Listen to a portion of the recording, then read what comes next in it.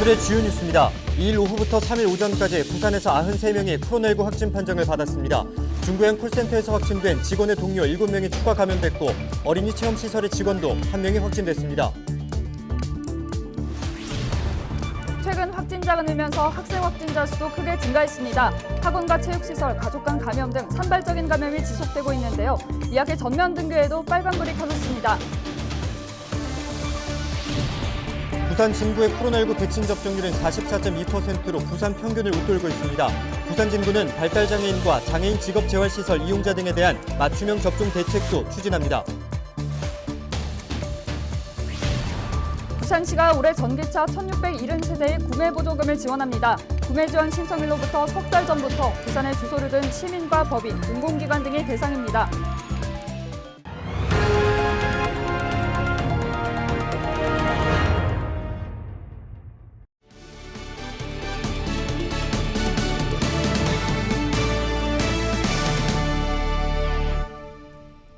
여러분 안녕하십니까? 헬로티비 부산 뉴스입니다. 지난달 중순부터 코로나19 확진자 수가 급증하면서 부산의 사회적 거리두기가 3단계로 격상됐습니다.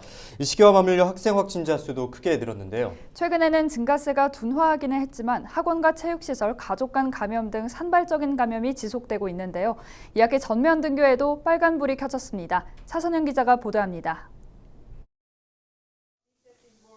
7월 한 달간 부산 지역 학생 감염자 수는 218명에 달합니다. 7월 중순께 부산의 확진자가 급증한 것과 맞물려 학생 확진자도 눈에 띄는 증가세를 보였습니다. 7월 18일부터 24일까지 12명에서 17명 사이를 오고 가던 학생 확진자 수는 지난 27일 북구 어학원발 집단 감염이 발생하면서 22명까지 늘었습니다. 학생 확진자 수 증가세는 둔화됐지만 올 2학기 전면 등교는 빨간불이 켜졌습니다. 부산은 여전히 코로나19 대유행 수준으로 사회적 거리두기 3단계를 유지하고 있습니다.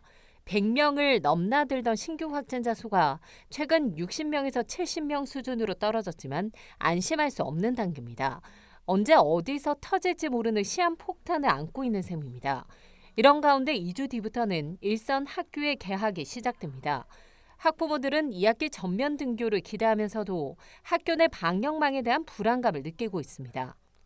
학습 결손도 마찬가지긴 하겠지만 우선 관계 문제에 대해서 많이 얘기를 했었거든요. 그런 부분 때문에 학교를 가는 건 맞지만 학교에서 방역 이런 것 때문에 신경 쓰이기 때문에 이제 거리두기 학교마다 상황이 다른 거를 좀 더 촘촘하게 또 살펴야 되는데 아직 그런 시스템까지는 안 되는 것 같더라고요.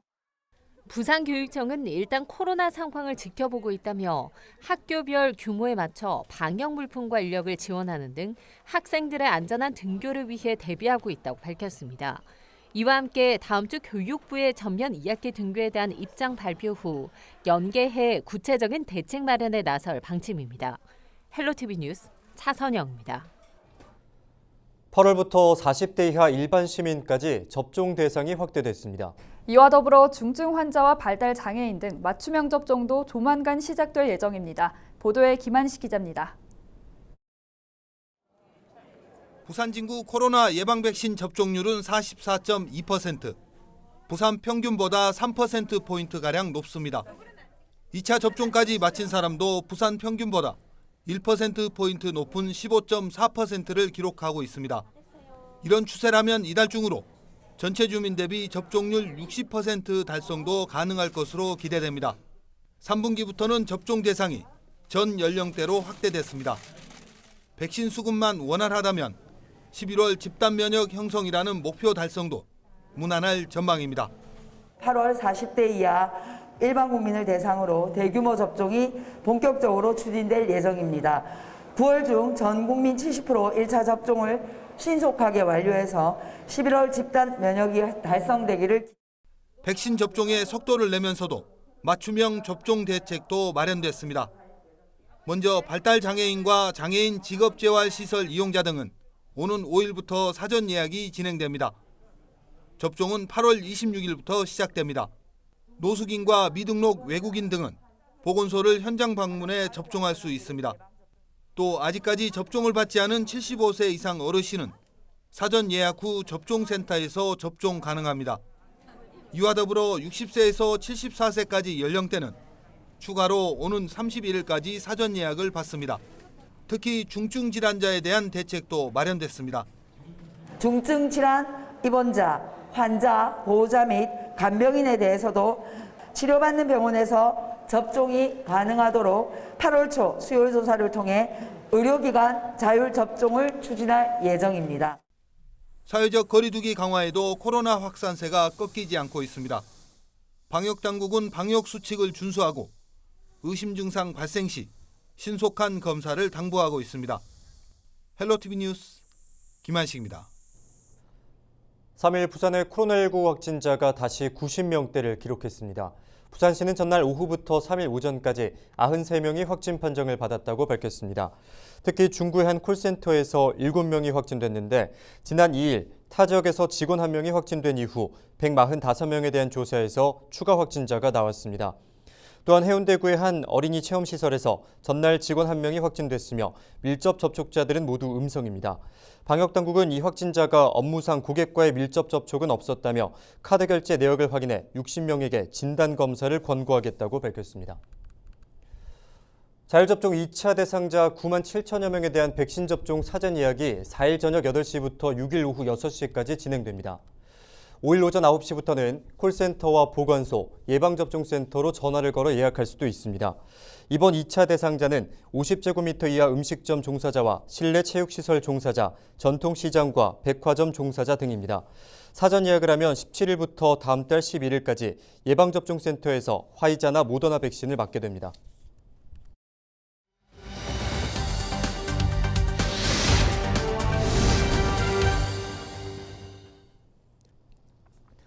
네, 부산시를 비롯한 원전 소재 광역기초지자체들이 정부를 상대로 국가에너지정책 전환에 따른 지역경제 활성화 대책을 건의했습니다.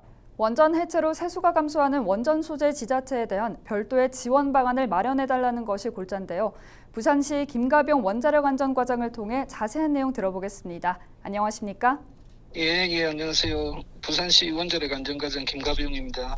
네, 원전 소재 지방자치단체 행정협의회가 정부에 공동건의서를 제출하게 된 배경에 대해 먼저 짚어주시죠. 예. 아시다시피 정부의 제9차 전력수급 기본계획에서 기존의 원전을 점진적으로 감축할 계획을 발표를 했습니다. 그래서 부산에 있는 고리 원전은 2, 3, 4호기가 23년부터 25년까지 차례대로 이렇게 영구정지되는 걸로 그렇게 되어 있습니다. 그렇게 되면은 저희들이 이제 고리원전에서 그 전력 생산, 그 1시간당 1kW당 어떤 1원으로 계산해서 지역자원시설세를 저희들이 이제 징수하게 되는데 그 이제 고리원전 발전 전력 감소를 해서 전력을 생산하지 못하는 이유로 해서 지역자원시설세가 그만큼 이제 감소하게 되는 그런 결과를 초래하게 됐습니다. 그래서 저희들이 중장기적 관점에서 원전 지역의 산업 경제 구조를 좀 첨단 산업으로 개편해서 이 지역의 이제 지역 경제 활성화가 필요한 방안 모색이 필요하다. 그런 취지에서 이제 중앙부처에 건의하게 되었습니다. 네, 그렇다면 이번 에너지 전환 정책에 따른 부산 지역의 경제적인 영향은 어느 정도로 집계되고 있습니까? 예컨대 2019년에서 22년까지는 저희들이 그 지역자원시설세 세입이 연간 평균 한 350억 원대였거든요. 그런데 이것이 2025년 고리 4호기가까지 이제 폐쇄가 되면 그 다음해인 26년에는 약 154억 원. 그러니까 이게 절반도 채 안 되는 거죠. 기존의 350억과 비교를 하면은. 그래서 막대한 그 세수 감소가 예상이 됩니다. 이번 공동건의서를 통해서는 구체적으로 어떤 요청을 했습니까? 저희들은 그래서 행정협의회에서 공동으로 제출할 건의문에 따르면은 원전 기반 지역 에너지 산업의 단계적이고 안전한 전환과 지역별 특화된 산업구조 개편이 필요합니다. 따라서 원전 소재 1시군당 1국가산업단지 지정 조성을 건의하게 됐고요. 추가로 또 원전 소재 지방자치단체 장기적 발전 계획 수립과 체계적 지원을 위해서 정부 주도의 협의체를 구성해서 운영해 줄 것을 건의하게 되었습니다. 끝으로 원전 안전 확보를 위한 부산시의 향후 계획에 대해서 짚어주시죠. 운전 안전 확보를 위해서는 우선 저희들이 이 원전에 대한 산업이 주로 이제 국가 사업 위주로 되어 있습니다. 그래서 저희들이 지자체가 가지고 있는 실효적인 이제 수단이 없어서 저희들은 이제 원전 시설에 사고나 고장이 발생했을 때 지자체에서도 현장 조사에 좀 참여할 수 있도록 하는 그런 내용이라든지, 그다음에 요즘 이슈가 되는 사용 후 핵연료 요 관련해서 방향을 결정할 때 우리 부산시 주민 의견도 좀 반영이 될 수 있도록 그렇게 법 제정이 필요하다. 이렇게 저희들은 이제 추진을 하고 있습니다. 그리고 4개 지역 강력단체장과 그다음에 5개 지역 지자체장 공동 명의로 이렇게 저희들한테 안전을 위해서 필요한 그런 정책을 건의하고 전달하는 그런 역할을 주려고 있습니다. 네, 오늘 말씀 여기까지 듣겠습니다. 고맙습니다. 예, 고맙습니다. 네, 지금까지 김가병 원자력 안전과장과 함께 이야기 나눴습니다.